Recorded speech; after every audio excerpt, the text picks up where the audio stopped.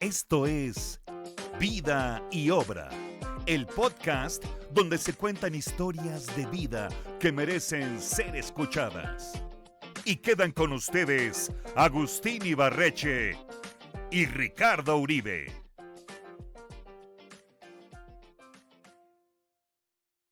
¿Qué tal, amigos? ¿Cómo están? Mi nombre es Ricardo Uribe y les doy la más cordial bienvenida a un episodio más de Vida y Obra. Y hoy me acompaña, como siempre, mi querido Agustín Ibarreche. ¿Cómo estás, Agus?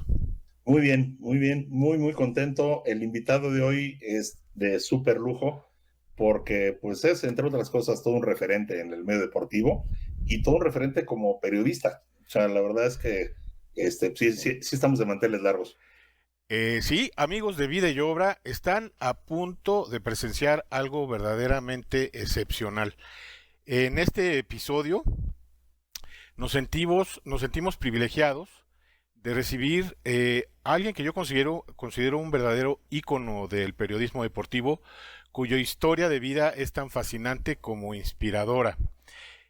Prepárense para sumergirse en la fascinante vida y obra de Heriberto Murrieta. Muy Heriberto, bien.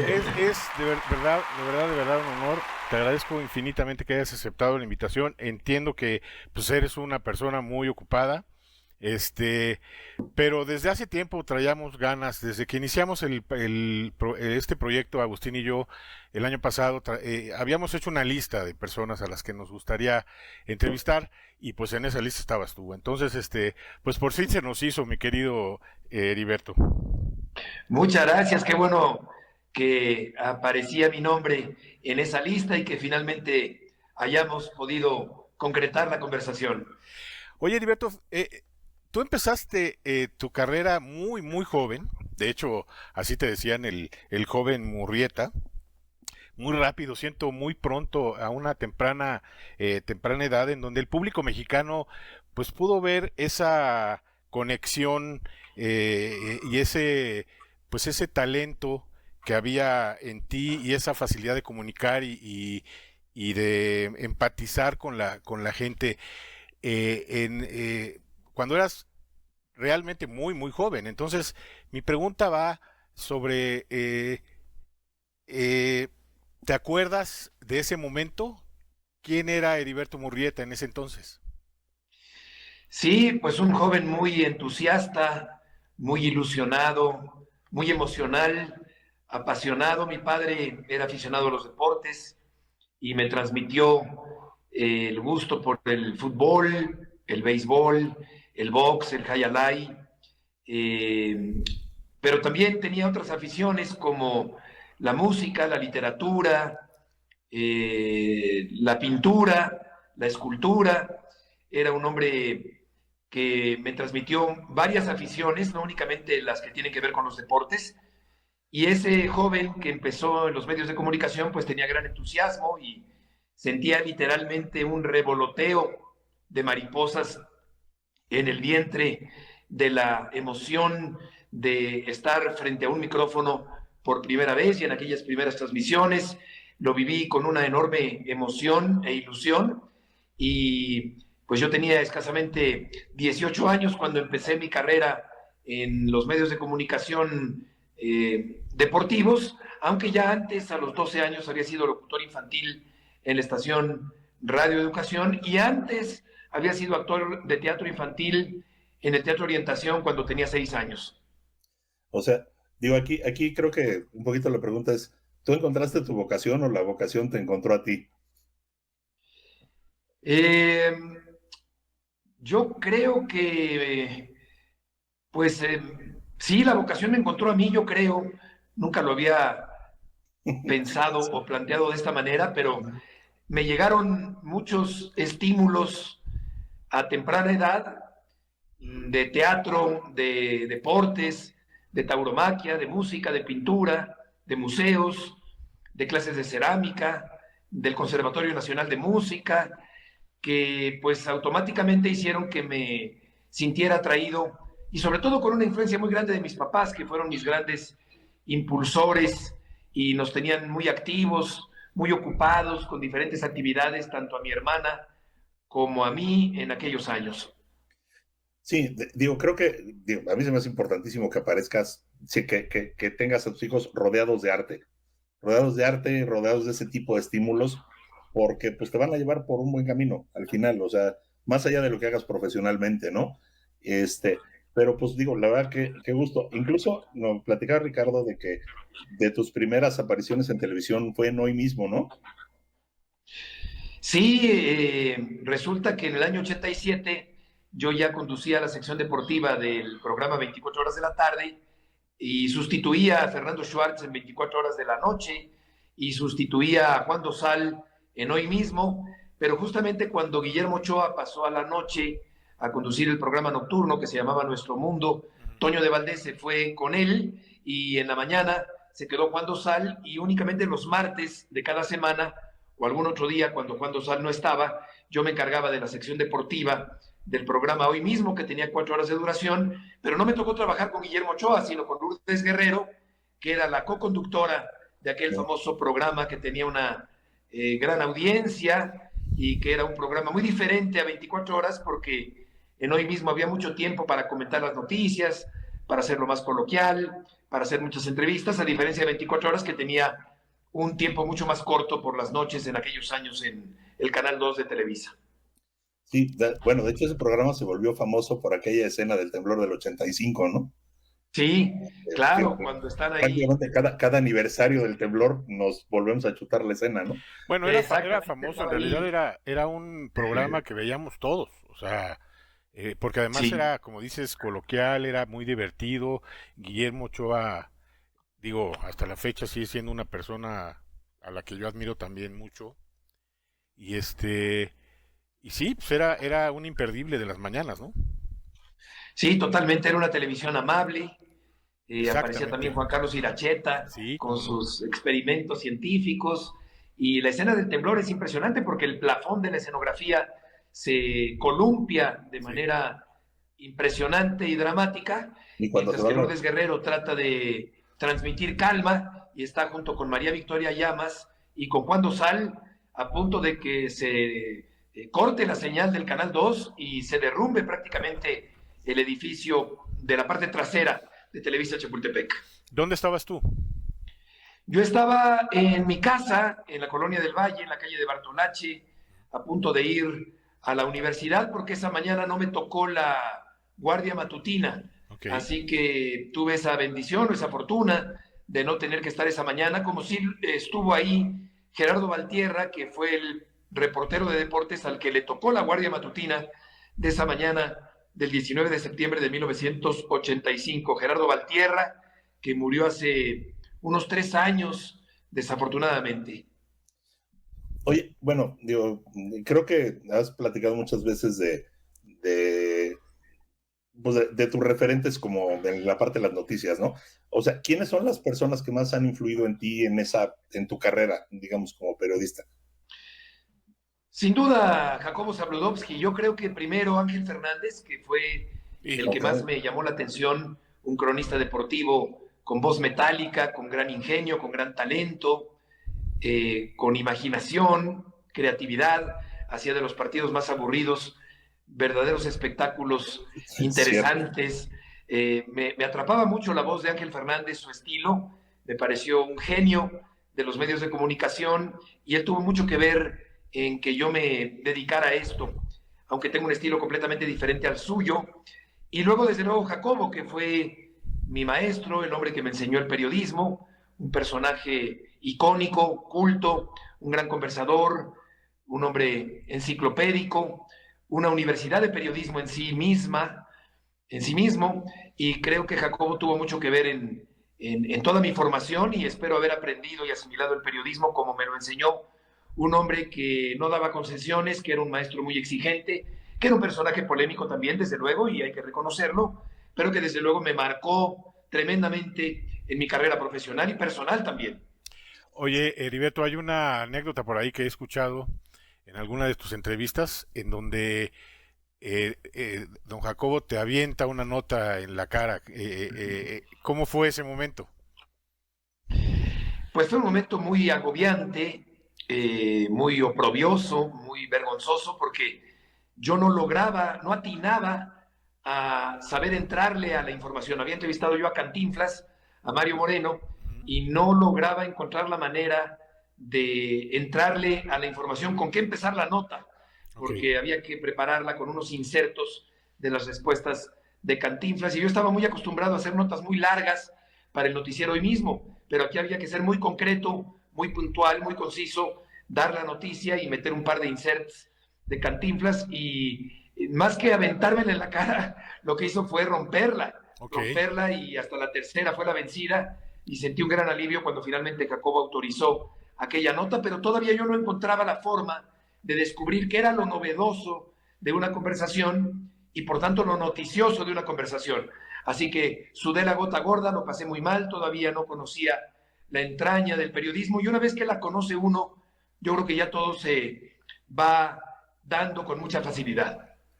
Sí, que es esa vieja escuela, ¿no?, del periodismo, que, digamos, para empezar, tenías que ser muy, muy puntual, ¿no?, en todo lo que, en todo lo que dices, respaldar tus hechos, cero especulaciones, tienes que ser muy, muy concreto. ¿Tú cómo ves esa relación que hay entre la escuela que tú llevaste y lo que se maneja hoy en día? Siento que hay un divorcio, que hay una separación total, que hay muy pocos continuadores de la hechura periodística de Jacobo. No dudo que haya excelentes periodistas, pero también siento que actualmente hay mucha interrupción al entrevistado, hay mucho prolegómeno, muletillas, lugares comunes, cursilería, tardanza en los planteamientos, y yo creo que sí se ha perdido un poco de aquella vieja escuela muy pura de ejecución y práctica del periodismo. Sí, o sea, de hecho, yo lo veo, además, creo que se suma un poco el tema de que, pues hoy cada cuate con un celular se siente comunicador y, y hay mucho, como digo, conductor dominguero, ¿no? Sí, eso justo era lo que te iba a preguntar. ¿Cómo percibes tú la evolución de la comunicación y todo lo que está sucediendo en la era digital? Es tremenda, es sorprendente la transformación de la comunicación de la noticia, de la transmisión de la noticia. Antes había que esperar el noticiero nocturno o el periódico del día siguiente, o claro, había noticieros de radio o noticieros de televisión, pero ahora la inmediatez de la información es el común denominador. Uno se entera de lo que ocurre en cualquier parte del mundo minutos después de que la noticia sucede, lo cual también nos lleva a tener precaución, para tener discernimiento, para esperar un momento, para no creer cualquier cosa, Claro. para tratar de recurrir a las fuentes adecuadas, para confirmar la información y para después opinar sobre esa información. Así que me parece fantástico que uno no tenga que esperar tantas horas para enterarse de lo que ocurre en cualquier parte del mundo. Y también es verdad que cualquier persona con su celular, si bien no tiene una formación periodística, pues está ejecutando de alguna manera o está haciendo periodismo en el momento que comunica algo que no se sabía. Si una persona con su teléfono capta un momento que es noticioso y lo sube a Twitter o a X, está en ese momento haciendo un acto periodístico, una acción periodística, Claro. por mucho que no tenga una trayectoria, una formación o una carrera periodística.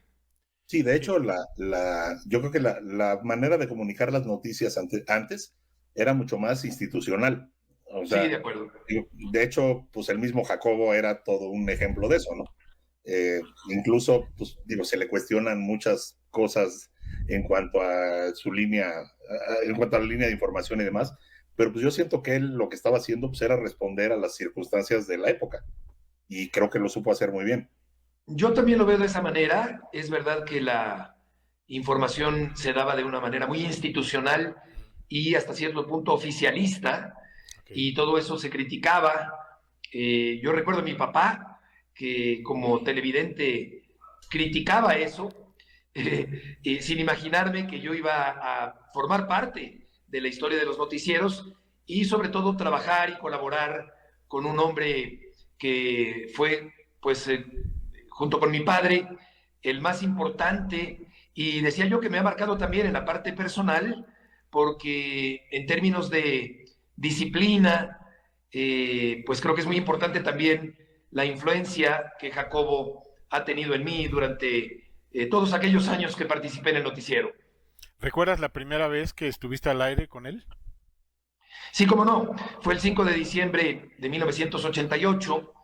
Esa mañana, Emilio Azcárraga Milmo había decidido que ya no apareciera más conduciendo la sección deportiva una joven reportera que se llamaba Mara Montero, y era la tercera mujer consecutiva que conducía la sección deportiva del noticiero 24 horas, pero Emilio Azcárraga determinó su salida y ese mismo día Jacobo no tenía quien diera los deportes por la noche. Entonces, ya me había visto porque yo ya reporteaba, narraba las corridas de toros por radio, conducía la sección deportiva del noticiero que conducía su hijo. Entonces, yo veía venir esa posibilidad y se acercó a mí en el pasillo del cuarto piso de Televisa Chapultepec y me lo ofreció y me dijo que si me gustaría conducir la sección deportiva. Le dije que claro que sí, y me dijo, pues empiezas hoy. Entonces apenas me dio tiempo de ir a la casa por una corbata, de liberar el miedo y la presión, y esa misma noche debuté en la sección deportiva y a la postre taurina también del noticiero 24 horas. Oye, dime una cosa, ¿te acuerdas qué estudio era? Creo que era el estudio B de Televisa Chapultepec, si no mal recuerdo. Te pregunto eso porque yo en esa época tuve un pequeño acercamiento a Televisa Chapultepec, porque era yo muy amigo de Mario de la Piedra Jr. Y en aquella época don Mario tenía un puesto importante, el papá, y él colaboraba en un programa que se llamaba La Mujer Ahora, no sé si lo recuerdas. Sí, cómo no. En las mañanas. Hacía una pequeña sección de consejos para cuidarse la boca porque él es dentista. Y entonces, al yo ir frecuentemente a ayudarlo, pues de alguna manera me daba mis escapadas y me metía a los diferentes foros y llegué a estar en ese foro, obviamente no en vivo, no mientras estaba el noticiero, y era realmente muy emocionante, o sea, poder estar cerca de ese lugar, ¿no? Sin duda, sin duda. Y sobre todo para quienes teníamos esa ilusión o habíamos soñado con estar ahí, de pronto verte ahí y estar frente a una cámara y que se encienda el foco rojo y la convivencia con los compañeros y todo lo que acarrea empezar a ser conocido. Creo que eso es algo fascinante también dentro de la carrera de la comunicación y el periodismo. ¿En qué momento te empezaste a decantar o sumaste pues a tu parte de la crónica deportiva del fútbol y de otros deportes, la parte de los toros? Yo entré en agosto de 84 a transmitir fútbol por radio y al poquito tiempo mi papá me dijo, oye, qué padre, qué emoción, qué alegría que ya estás ahí.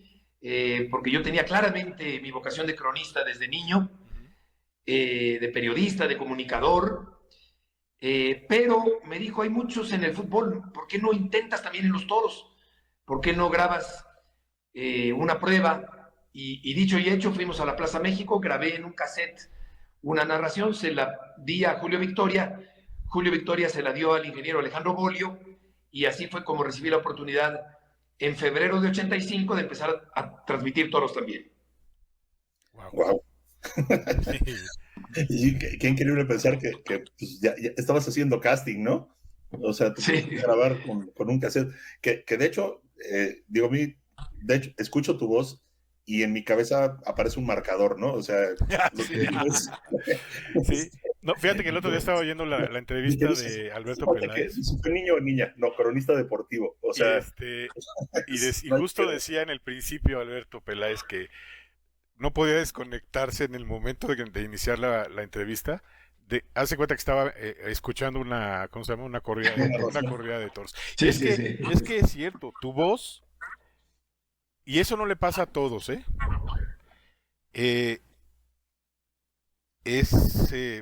lleva al espectador más allá del marcador.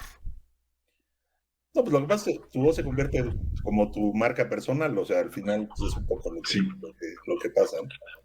Hoy... Sí, eso es un cierto timbre, una cierta entonación, una cierta intención, un cierto cuerpo de la voz que se va dando naturalmente con el paso de los años, porque yo jamás he tomado una clase de vocalización o de manejo de la voz, no tengo la menor idea de cómo sacarla del estómago hacia la garganta, a través de las cuerdas vocales, sino que todo ha sido intuitivo, ha sido totalmente natural, y claro, al principio me quedaba fónico, me lastimaba mucho la garganta porque nunca había elevado el tono de voz, que hasta la fecha no me gusta hacerlo, no me gusta la estridencia, me gusta un ritmo más pausado, me gusta intentar pensar antes de hablar y utilizar las palabras adecuadas, no un lenguaje rimbombante, inentendible, pero sí utilizar la mayor cantidad de palabras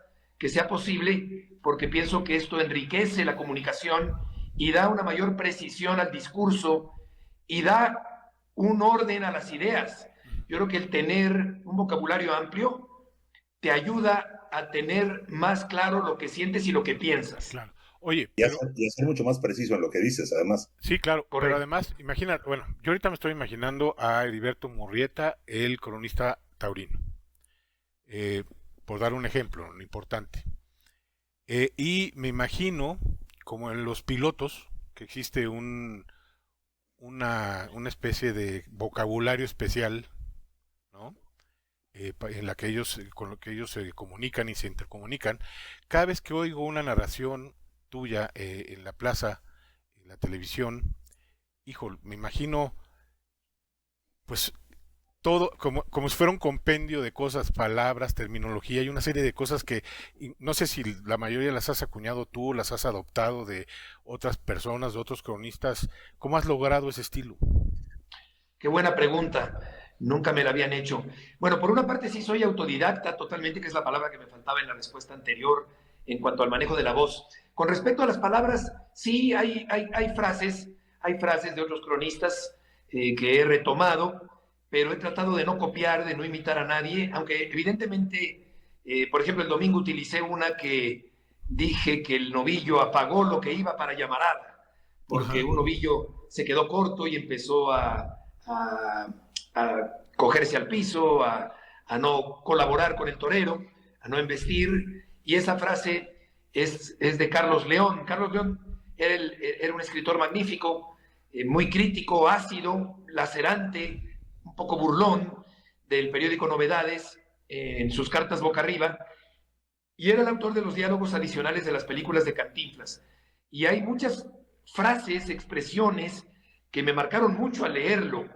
Y bueno, Pepe Alameda, desde luego, que ha sido el mejor cronista taurino, pero sí otras frases, algunas de María Félix, que me gustan mucho también, que la traté y la conocí y fui su amigo.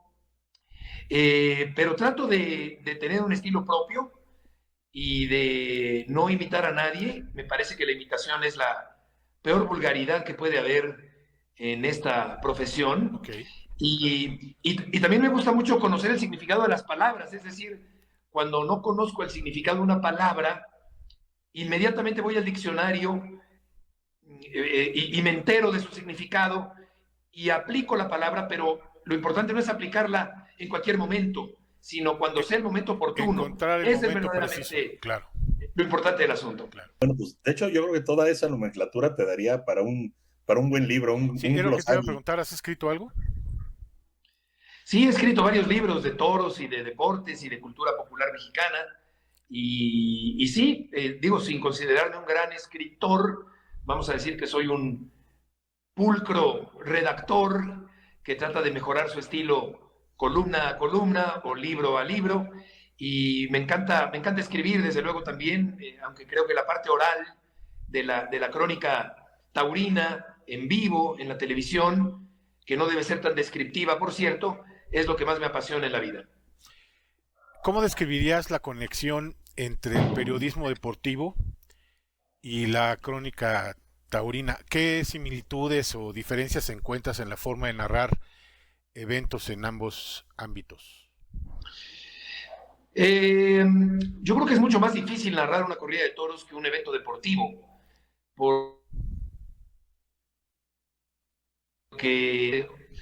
más concreto, más objetivo, hay un marcador numérico establecido, y el toreo tiene más de inspiración, de subjetividad, de percepción artística, de tono de voz, de tratar de acoplarse a la faena sin exagerarla, pero tampoco quedándose por debajo de la importancia de lo que está ocurriendo, la cita anecdótica o histórica en el momento oportuno, en fin, es un reto muy interesante y por eso es que Pepe Alameda fue un gran cronista, porque además era un intelectual y era ensayista y era un poeta mayor, y en mi caso pues yo no soy poeta, ni soy un literato, ni me considero tan docto como muchos de mis antecesores.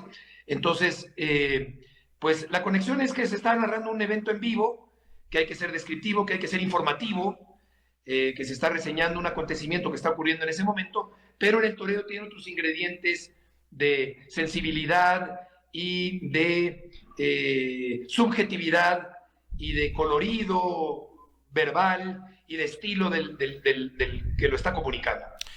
Esta siguiente pregunta, mi querido Heriberto, tiene que colarse, creo yo, de una manera obligada. Es, ¿cómo encuentras el equilibrio entre la emoción y la belleza del arte taurino, mientras también abordas las críticas y los cuestionamientos éticos que rodean a la tauromaquia en la sociedad moderna? Sobre todo ahora, sí. Fíjate que los cuestionamientos son muy respetables, muy válidos, pero no los tengo presentes en el momento de estar narrando. Sé que algunas expresiones o algunas palabras o el rematar al toro o el darle muerte al toro o la agonía del toro que uno está narrando puede ser perturbadora para algunas sensibilidades, pero realmente no estoy pensando en eso durante el momento de transmitir. Pienso que obviamente el 99% o 95% del público que está viendo la transmisión es aficionado o espectador o está interesado en ver la corrida de toros.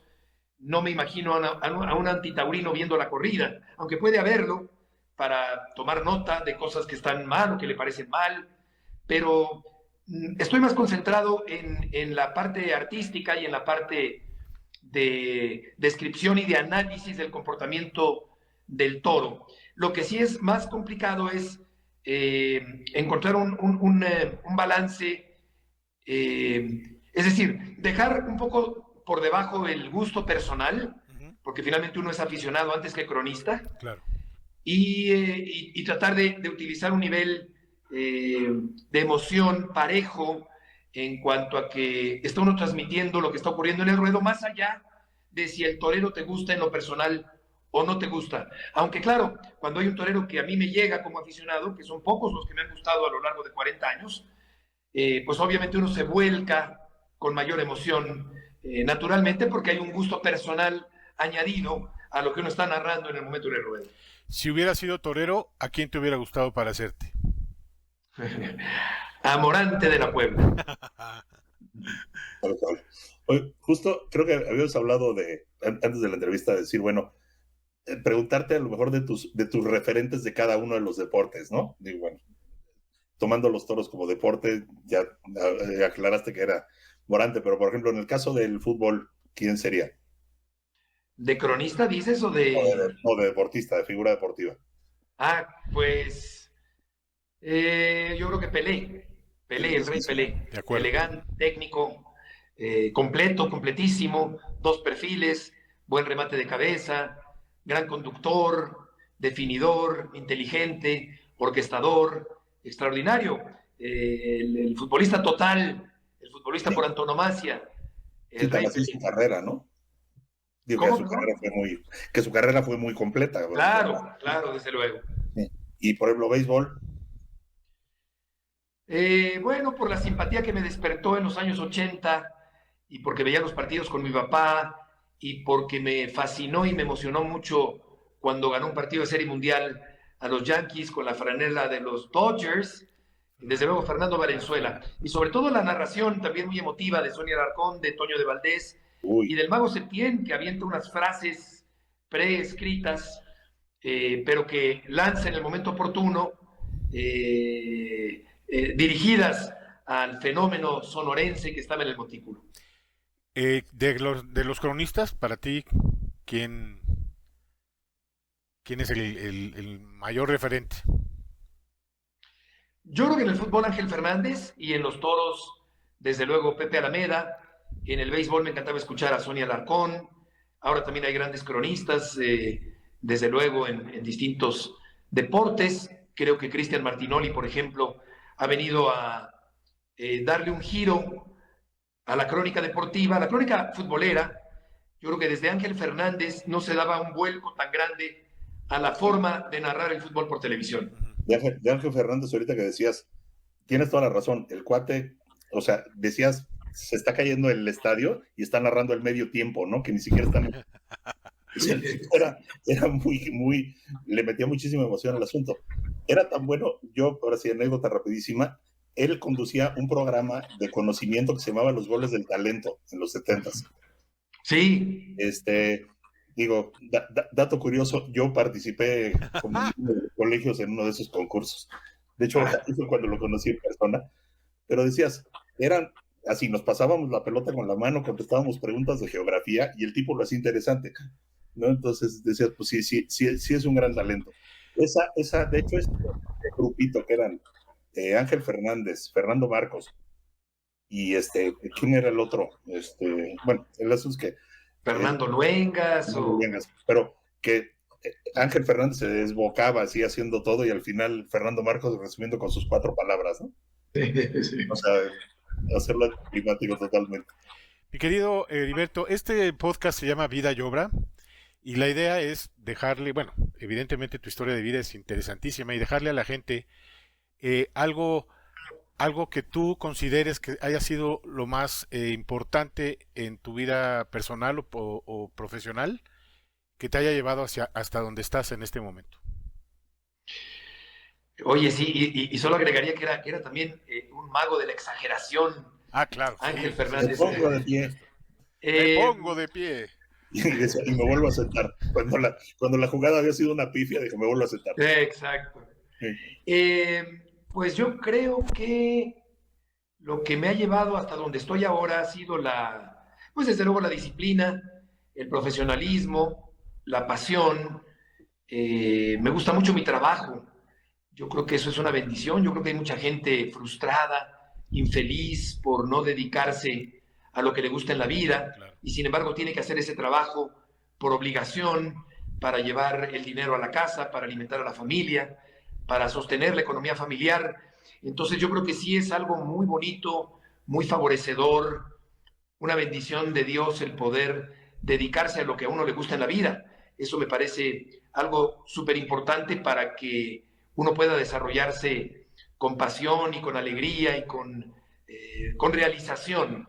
Entonces, pues yo diría que eso ha sido lo que, junto con un estilo propio, con tener claras las limitaciones también, el ubicarse, eso es muy importante también, ubicarse en la vida, no creerse más de lo que eres, pero tampoco menos. Claro. Además me parece muy cansado pretender ser quien no eres. Entonces yo creo que hay que ubicarse en la vida, cuál es tu alcance, cuáles son tus cualidades, cuáles son tus defectos, cuáles son tus limitaciones, cuál es tu situación económica. Y desde luego, pues sí me gusta mucho el tratar disfruto mucho expresarme, disfruto mucho el discurso, que vaya hilvanado, que no tenga repeticiones, que utilice sinónimos, que vibre en el momento que tenga que vibrar, que esté más sereno o apaciguado en el momento en que haya que bajar las revoluciones.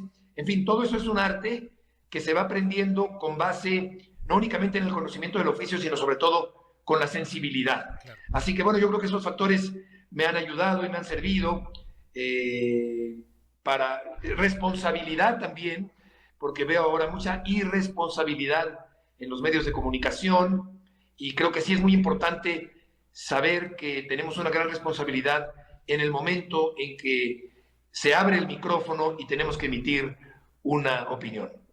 Sí, de hecho creo que todo se resume en la palabra congruencia, ¿no? O sea, sí, que coincide lo que dices y lo que haces, ¿no?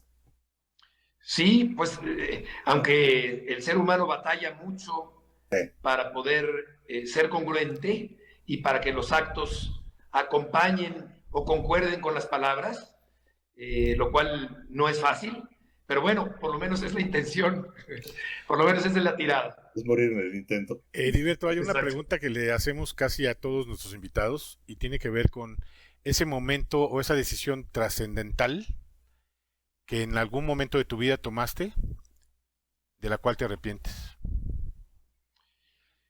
Pues hay cosas que hubiera preferido no decir o no hacer. Me considero una persona cautelosa, prudente, pensante, calculadora, y sin embargo hay pues cantidad de cosas que uno preferiría no haber dicho. Trato de no lastimar a nadie, trato de ser muy cuidadoso de las formas, de hacer sentir bien a la gente, de que si alguien se acerca a pedir una foto, yo ser amable, porque es mi naturaleza, y dejar una sonrisa en esa persona. Pero claro que ha habido decisiones profesionales o personales que han sido equivocadas y esas cosas pues no se pueden evitar, no se pueden ya rectificar porque ya pasaron. Claro. Entonces lo que sí se tiene que hacer es aprender, ofrecer disculpas cuando haya que hacerlo y no tropezar con la misma piedra. Pero para no andar ofreciendo disculpas a cada rato, es importante no regarla y pensar antes de hablar, hacer o decir. Claro. Muy bien, muy bien, muy bien. Hay una pregunta más.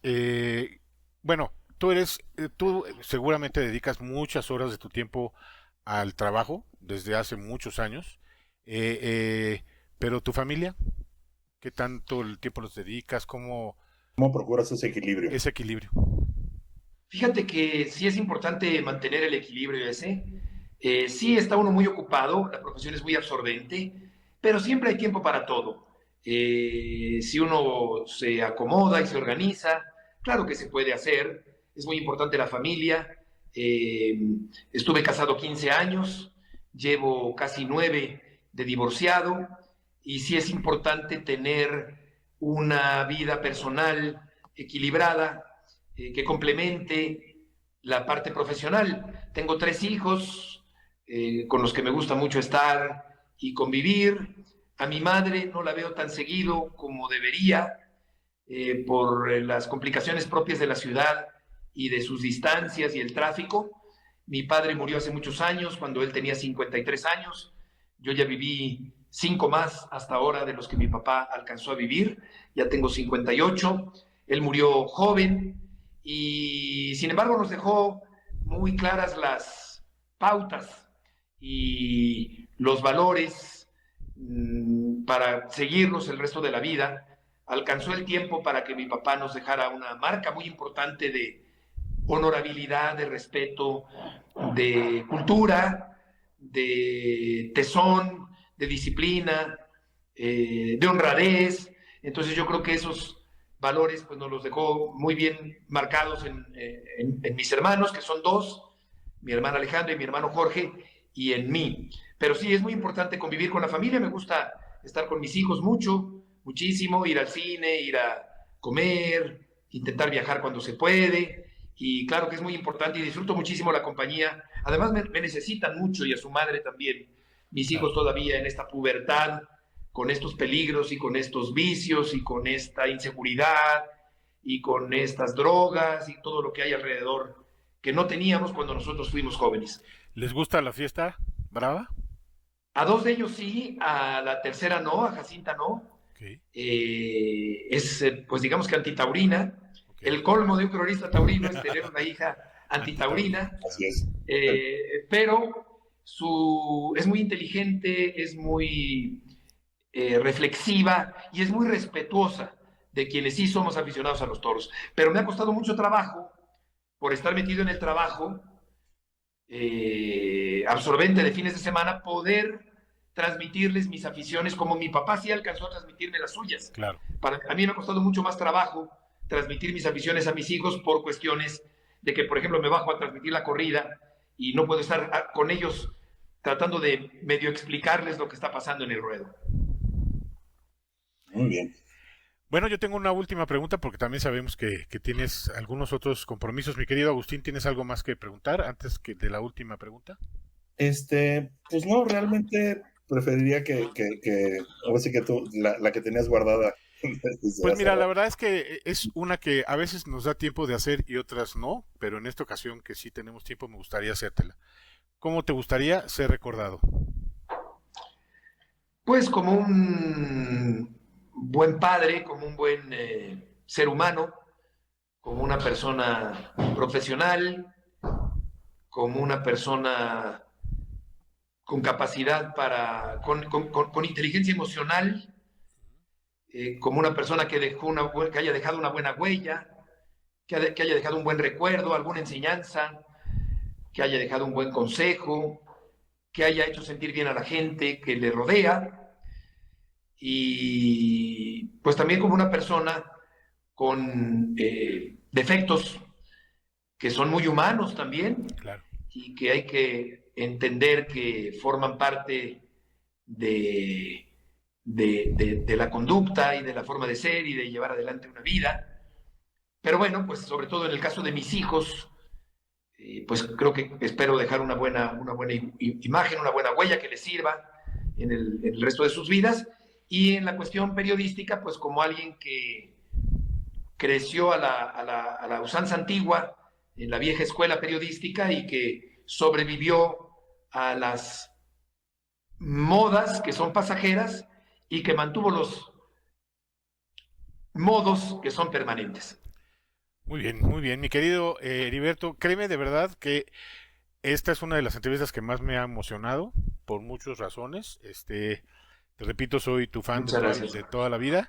¿Qué tan activo eres en redes sociales? ¿Nos puedes compartir, por favor, las formas en las que la gente puede oírte y saber de ti? Fíjate que, gracias Ricardo por tus palabras, fíjate que en Twitter participo poco, no me gusta, o sea, trato de opinar algo concreto sobre un tema, ¿no?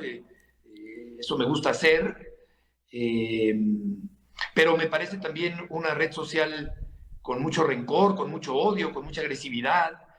No leo incendiaria, no leo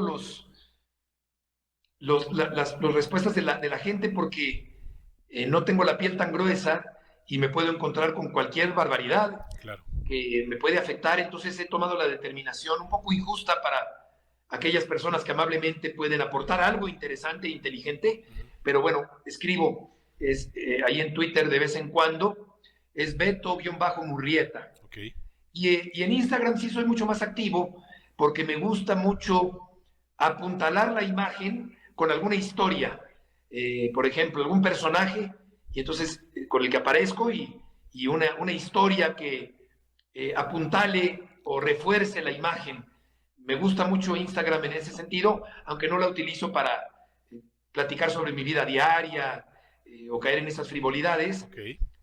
Pero sí me gusta escribir en Instagram y poner una historia junto a la fotografía. Ahí es Heriberto.Murrieta. Heriberto.Murrieta. En la era de los podcasts, ¿ya le entraste? ¿Ya la exploraste? Fíjate que no, y sería muy padre hacerlo porque pues hay tantos temas. Es que imagínate la cantidad de anécdotas y de cosas. Sí. No.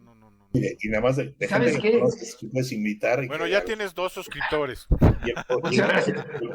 ¿Sabes qué? Es bueno porque el practicar la oralidad te hace ser más fluido, conectar mejor las frases, estructurar mejor tus ideas. Así que sí, es una buena idea. Espero, les aviso si me animo. No, hombre, estaría increíble. Y como te digo, ya tienes 2 suscriptores fieles. Muchas gracias. Agustín, ¿a ti cómo te encuentra la gente? A mí me encuentran en TikTok como Ibarreche Agus. Mi tema central es marketing casero y creatividad. En Instagram como Agus Ibarreche y en Facebook como Agustín Ibarreche. Muy bien, a mí me encuentran en TikTok igual como Envinados. Ustedes saben, muchos de los que me conocen saben que tengo afición por los vinos, la gastronomía y los destilados. También mi canal de YouTube, que se llama así, Envinados.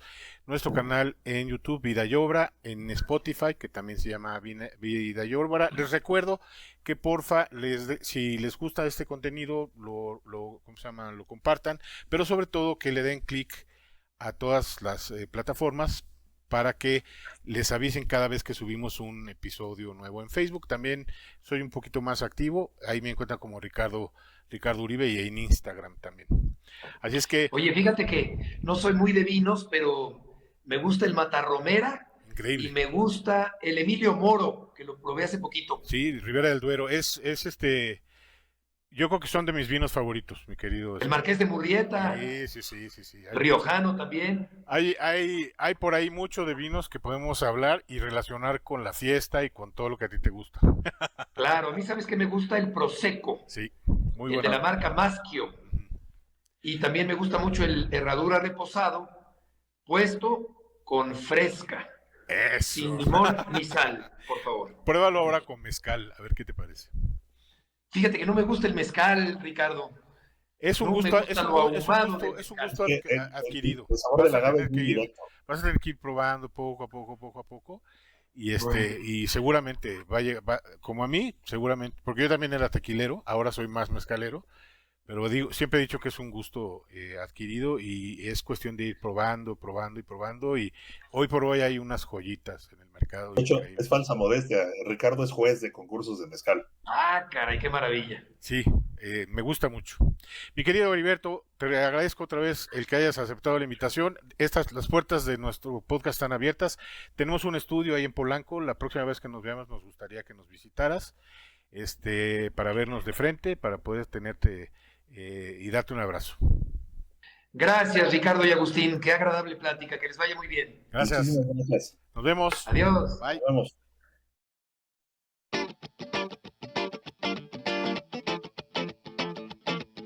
Gracias por acompañarnos. Esto fue Vida y Obra,